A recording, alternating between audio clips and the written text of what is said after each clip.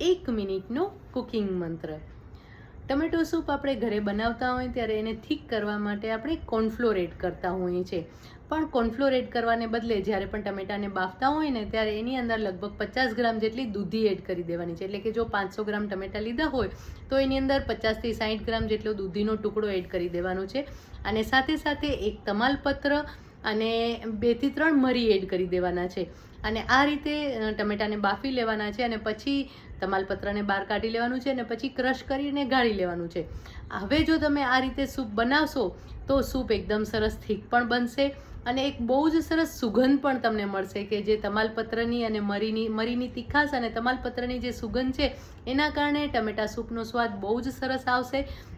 અને જ્યારે પણ ટમેટો સૂપ તમે વઘારો ને ત્યારે એને ઘી અથવા તો એટલે કે ઉકાળવા માટે મૂકો ને ત્યારે એની અંદર ઘી અથવા તો બટર થોડા પ્રમાણમાં એડ કરી દેવાનું છે, તો પણ એનો સ્વાદ બહુ જ સરસ લાગશે.